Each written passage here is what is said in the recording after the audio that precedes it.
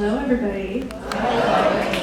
Being here in the Villages is so exciting to me because not only was my first speech event ever in the Villages, and I've gotten so much support and so much love from you guys, but it was the Villages in Sumter County that put me over the line for the qualifying season. So we will officially hopefully be the only Democratic candidate here in District 11. But yes, I'm running against Daniel Webster, which unfortunately many of you know. And unfortunately some people don't know. They do not know his record of basically doing nothing. But we're going to make sure make sure people know. We're going to make sure that people know that last year he was voted the least effective member of Congress. We're going to let people know that back in 2011, he was here in the Villages doing town halls, trying to convince everybody to support the cut of Medicare and the cut of Social Security because he said Medicare will not survive past 2020.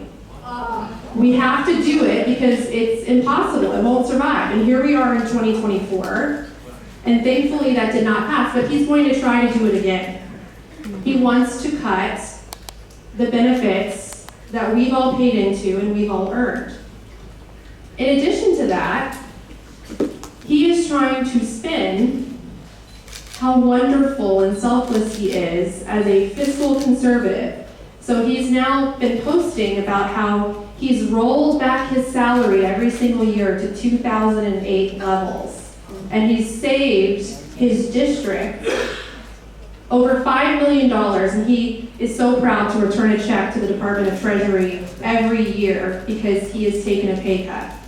What he does not tell people is that Congress has not had a raise, one raise since 2008. And that cut that he's so selflessly given up is $4,300 a year, which equals out to be about $60,000 in his tenure here as a congressman. So where does the other $4,900,440,000 come from? It comes from resources, staff, and offices that support his constituents.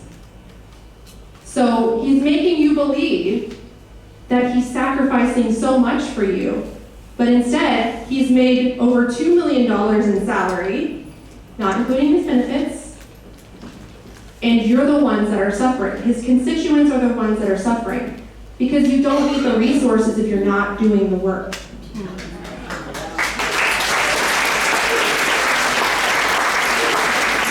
So I decided to run when my son, who was 2 years old at the time, we found out that he had a fatal genetic condition, and he was given 5 years to live. And unfortunately, he passed away within 6 months. And from that point, learning that there is a literally life-saving treatment, one treatment, and they can go on to have a completely normal life. And it was approved in the European Union, but had not been approved here in the United States. It hadn't even been approved for a clinical trial because the FDA was wanting to do blind placebo studies. So even though it had gone through the years of rigorous research in the European Union and the UK, the FDA was still wanting to have a group of children die for a study that they already had the research for. And I worked with legislative advocates for rare diseases, which affect 30 million Americans and cost the US economy over $1 trillion every single year. And Daniel Webster's office would not schedule a meeting with our group of several hundred people that were in DC to legislate and advocate for children like mine. And I was told, oh yeah, he never schedules the meeting because unless you provide some kind of a political benefit for him, you do not get his time. And unfortunately, dying children where there's a life-saving treatment available is not a political benefit to him.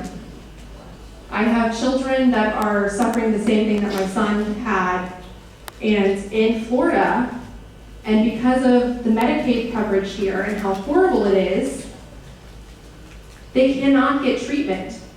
because Florida Medicaid does not allow you to get treatment outside of the state of Florida, even if there is not a doctor in the state of Florida that treats the disease. And then now we just had a bunch of children kicked off of Medicaid that desperately need that help with complex medical issues. And I had a friend who, her daughter suffering from the same thing. She just moved her entire family to Guatemala because she could not get coverage for her daughter with a fatal diagnosis, who within a year could no longer walk, talk, eat, sit up. She couldn't get any of the necessary medical care, treatment. And it's a lot less expensive in Guatemala to pay out of pocket than it is here in the US. That should not be happening in our country. It should not be happening in our country. And unfortunately, Daniel Webster just does not care. He doesn't care about Medicare, he doesn't care about Social Security, because he's been a politician since 1980, and he has the benefits from both the state of Florida and now the federal government to take care of him. He's earned his $2 million in salary. He has that to live off of. So I think it's now time that we get a fresh perspective in Congress that actually represents and will listen to working and middle class Americans, listen to people who need our government to work for us and not work for them. Thank you all so much for the support you've already given me. I'm going to need a lot more support, but with it, we can really flip this seat and finally retire Daniel Webster.